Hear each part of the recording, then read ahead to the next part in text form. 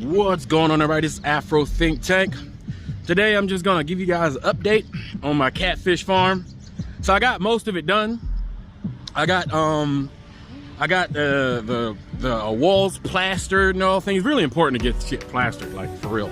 If you don't plaster your concrete's gonna look old, it's gonna start breaking apart, it's real bad, right? So plastering is really important. But as you guys can see, I'm getting it done. And you know, I realized after I built these three pools, which has got two smaller ones and one large one, the capacity of each pool, I can fit about 3,000 catfish in each. But I think I'm gonna start off with 1,500 at first to just get things started. You know, I'm gonna get things started. And I realized that I got enough space to probably build like 10 like rows of 3 each. So that's what I'm thinking about doing, because I'm looking at how much the remainder of land that I have in that particular plot after building that structure. And I'm like, man, I could fit a whole lot of catfish here. And I think I want to get to like a capacity to 30 to maybe like 40,000 catfish. You know, that's the kind of farm I want. I want something big, right, for the community. So I think I got enough, I'm pretty sure I got enough space to do it. So I think that's what I'm gonna do. Now, the only issue is the cost of doing business is going up because of, you know, if you guys not paying attention to the economy of the world, things are more expensive. So if things are more expensive here in America, things are more expensive there in Nigeria. And what I'm running to is the material is costing more. Like the concrete costs more, the rocks cost more, you know, to make the concrete, because the trucks that deliver the concrete, their fuel prices done went up because Nigeria they got rid of the subsidies, right? They're trying to force the country to stop exporting so much and purchase from within. So once they took off those gas subsidies, the gas prices went up. But to be honest, the gas prices are equivalent to American gas prices, you know. So, but they're now having to deal with those American gas prices over there. They're not used to that, right? So it caused the product, the materials to go up, because how are the drivers gonna make any money delivering goods when they gotta fill up them big ass lorries with diesel, right? But so I'd say that the material price went up to, I'd say about almost 3-fold. It's kind of crazy, right? So this whole project could have been a lot cheaper, but you know, you gotta do what you gotta do. And those are the type of things that you have to deal with when doing business in Africa, is sometimes you're gonna have fluctuating prices, especially as markets start to mature. You know, you gotta keep in mind, a lot of these African countries are babies, right? They're babies. The people who are running the country are like 20 years older than the country. If you think about, all the leaders are about 20 years older than all the countries that they run, right? That's how brand new these countries are. So it takes a while for economies to mature, for industry to develop to the point to where, you know, things are more stabilized. So right now, things are chaotic. You know, prices are fluctuating drastically. You know, it could be up one day, down the next day. But that's just how it is, right? But the thing is, there's a benefit of operating early in business in places that are a little bit more hostile economically, because you know the phrase, the early bird gets the worm, right? So if you go in first when things are a little bit more hectic, chaotic, not so certain, you tend to be able to operate easier. You know, if you have the money, you'll tend to be able to get more for less, right? Now the risk is higher, that's why it's a lot cheaper to operate. But if you do things successfully, by the time things stabilize, you'll be winning, right?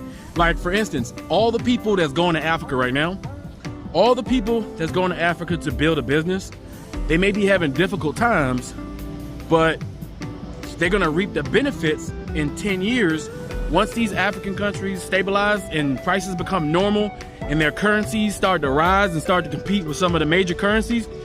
Everything is gonna be about as expensive as it is where you are right now. And for those who went over there and bought a bunch of land and start building their houses now before those houses get to the American prices, you know what I'm saying? Because everybody who comes, here's the thing, you got a lot of African Americans who go to Africa. They're looking for all the trappings of America, right? But they want the price of a third world country, right?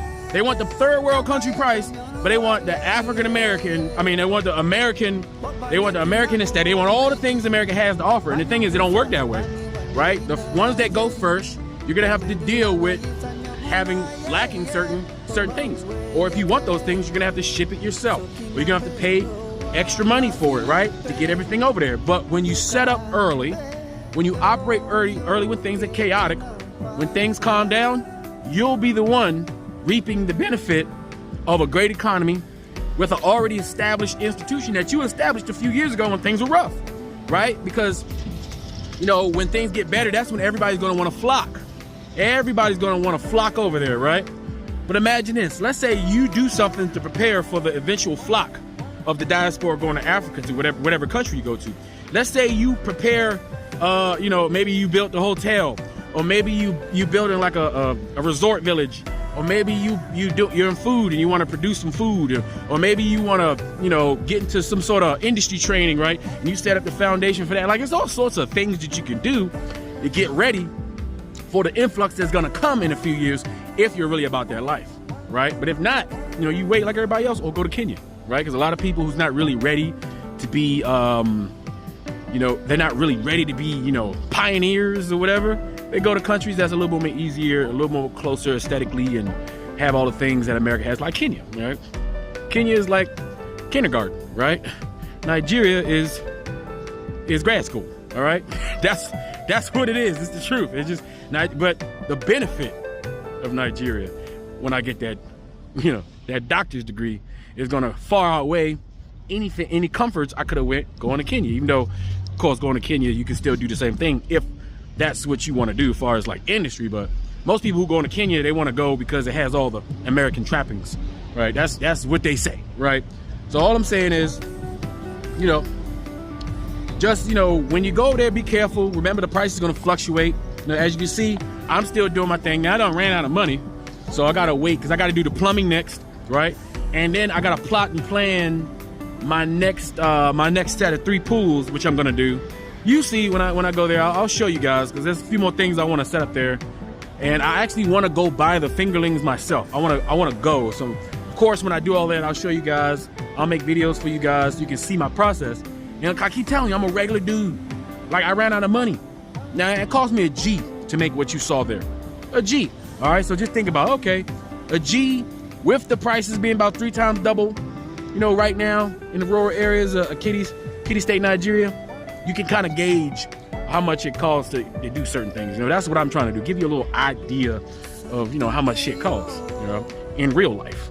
So yeah, so now that I ran out of money, I gotta wait till I get paid again. Uncle Sam gotta give me some money. And I'm gonna go there and build some more stuff. Anyway, that's all I got for now, guys. Afro Think Tank, let's teach something.